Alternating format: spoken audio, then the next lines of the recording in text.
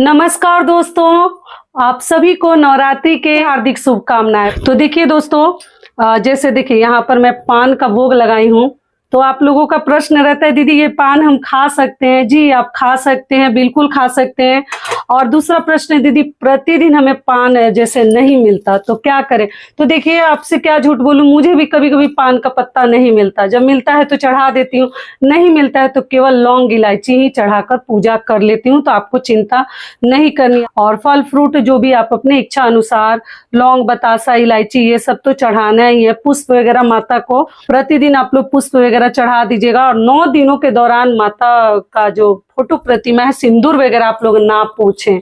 मैं आपको बताई भी थी कि आप लोग सिंदूर वगैरह ना पूछे, जो कि किस लिए 9 दिन रहने दीजिए। फोटो पर आप लोग जल का देखिए, मैं यहाँ पर इस प्रकार से गंगा जल थोड़ा सा ढाल के रख ली हूँ। सोची कि प्रतिदिन हमें पूजा कैसे करनी चाहिए, इसके लिए वीडियो बना दूं। आप लोगों ने पूछा है कि दीदी प्रतिदिन हमें पूजा कैसे करनी है, वो भी सोची समझा दूं इसी वीडियो में। और दोस्तों, इस रूम में फैन वगैरह तो हम चला नहीं सकते, आप लोग देख ही सकते हैं, दिया जलाए हैं। तो देखिए, जब भी आप लोग प्रतिदिन सुबह सवेरे हमें पूजा कैसे करनी है आपको बता दूं कि देखिए, आप माता के ऊपर जल का छिड़काव कर दीजिएगा। साधारण जल हो या आप इस प्रकार से अलग से पात्र में, लोटे में आप लोग गंगा जल थोड़ा सा ढाल के रखिए और पुष्प के सहायता से जल का छिड़काव कर दीजिए। रोज प्रतिदिन फोटो को पोंछना जरूरी नहीं है। सिंदूर वगैरह 9 दिनों के दौरान आप लोग ना पोंछे। ऐसे तो हम प्रतिदिन फोटो वगैरह साफ करके भी पूजा कर सकते हैं पोंछ के, लेकिन अभी माता का आप लोग ना पूछें, ठीक है। मैं समझाई हूँ कल के वीडियो में।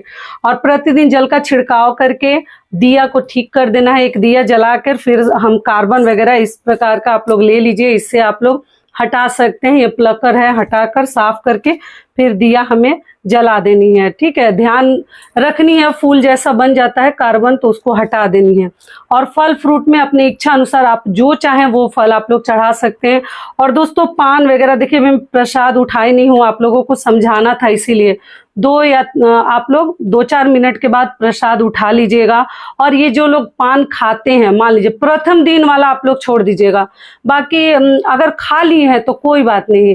ये प्रसाद के रूप में माता का पान, और वीड़ा के रूप में ये माता को हम चढ़ाते हैं, पान का वीड़ा। तो लौंग इलायची बतासा वगैरह आप लोग प्रतिदिन चढ़ा सकते हैं। पान मिल जाता है तो अति उत्तम, नहीं मिलता है, जो नहीं रहता है उसके बिना भी मैं भी पूजा कर लेती हूँ, ठीक है। ये श्रृंगार की चीजें वगैरह आप लोग अष्टमी को भी चढ़ा सकते हैं। आप लोग पूछे हैं हम लोग नहीं चढ़ाए दीदी, तो अगर नहीं चढ़ाए तो आप लोग अष्टमी नवमी को भी चढ़ा सकते हैं, कोई दिक्कत नहीं है।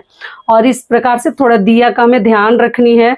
और जो पहले दिन हम पुष्प वगैरह चढ़ाए थे वो नहीं हटाते हैं। माला वगैरह में तो नहीं चढ़ाई थी, यहाँ बहुत ज्यादा माला से मोटा हो जा रहा था तो फिर माता के फेस पे आ रहा था, इसलिए नहीं चढ़ाई, तो फूल ही चढ़ा दी हूँ, इस पे चढ़ा दी हूँ। तो इस प्रकार से प्रतिदिन भोग प्रसाद करके हमें पूजा करनी है। और दोस्तों देखिए, यहाँ मैं आपको दिखाती हूँ, कपूर से मैं आरती करती हूँ प्रतिदिन दोनों समय, क्योंकि ज्यादा धूप वगैरह नहीं करती, धुआं इस घर में होने से करके प्रतिदिन आप लोग दोनों समय आरती कर सकते हैं। ऐसे हमें प्रतिदिन पूजा करनी है। अगर संभव है तो आप लोग उसी रंग की साड़ी पहन लीजिएगा। भोग प्रसाद के लिए वीडियो डाली हूँ, संभव हो तो आप लोग वही भोग प्रसाद प्रतिदिन माता को चढ़ाइएगा जो माता को प्रिय है। और इस प्रकार से थोड़ा साफ सफाई का ध्यान रखनी है। इस रूम को आप लोग मैं अपने हाथ से इस रूम को दोस्तों आजकल मैं पोंछती हूँ। पूजा रूम मैं अपने जो मेड है मेरी उससे नहीं पूछवाती हूँ, मैं खुद साफ करती हूँ। तो देखिए, बहुत साधारण विधि मैं आपको समझा दी, बहुत ज्यादा मेहनत नहीं है। आप लोग मान लीजिए जो लोग विग्रह वगैरह रखे हैं दुर्गा जी का, तो वो तो स्नान करवाते हैं, लेकिन आप चाहें तो केवल जल का छिड़काव करके हमें पूजा पाठ करनी है। शाम को देखिए, जैसे ये दिया है, मान लीजिए इसमें बाती वगैरह समाप्त हो गई है, तो आप चाहें तो इसमें फिर शाम को बाती डाल के आप लोग जला सकते हैं। और मान लीजिए जिनके पास समय है, करना चाहते हैं, तो वो शाम को जैसे इसको फिर से दोबारा तेल और बाती साफ करके फिर इसमें डाल के जला सकते हैं। लेकिन जो आपका भोग का पात्र है वो आपको शाम के शाम धोनी है। और जल वगैरह आपको यहाँ पर पक्का रखनी है, माता के लिए जल वगैरह आप लोग रखिएगा। लाल पुष्प प्रतिदिन मिल जाए तो अति उत्तम है, नहीं मिलता है, जो भी मिलता है उससे आप लोग कर लीजिएगा। मैं आपसे क्या झूठ बोलूं, मुझे भी जो चीज नहीं मिलता उसके बिना ही पूजा कर लेती हूँ। माता से मैं माफी मांग लेती हूँ कि हे माँ ये चीज मैं नहीं, क्योंकि कभी कभी मेरे हस्बैंड देर से आते हैं तो जैसे मार्केट और पुष्प वगैरह नहीं मिल पाता है। और चाहती हूँ कि मतलब एक दिन के बाद ही एक दिन फूल मंगा लूँ, 2-3 दिन का बासी ना चढ़ाऊँ। तो फ्रिज में स्टोर करके तो चढ़ाती हूँ। तो कभी कभी आते हैं बहुत सारा लेके आ जाते हैं और कभी कभी नहीं मिलता है, तो क्या करें, उसी से करना पड़ता है। तो इसलिए मैं ज़्यादा आप लोगों को भी उतना ज़्यादा परेशानी मतलब प्रेशर में नहीं रखना चाहती, ठीक है।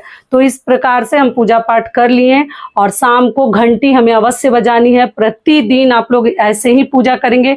केवल अष्टमी के दिन हमें भोग में, जैसे यहाँ पर घर में या मंदिर में, आप लोग नारियल का भोग लगा दीजिएगा। एक नारियल, जैसे कलश पे तो है ही, एक नारियल आप लोग चढ़ा दीजिएगा।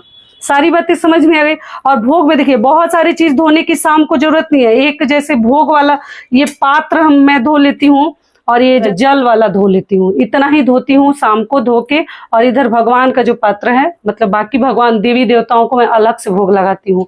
जैसे दुर्गा जी के लिए अलग से लगाती हूँ और बाकी सभी देवी देवताओं के लिए अलग लगाती हूँ। विष्णु भगवान के लिए तुलसी पत्र अगर डालना रहता है, गुरुवार रहता है, तो उनको अलग ही लगा देती हूँ। अभी नवरात्रि के दौरान, प्रतिदिन के लिए नहीं बता रही, प्रतिदिन 2 ही जगह लगाती हूँ। केवल बजरंगबली विष्णु भगवान का एक साथ, बाकी देवताओं का एक साथ।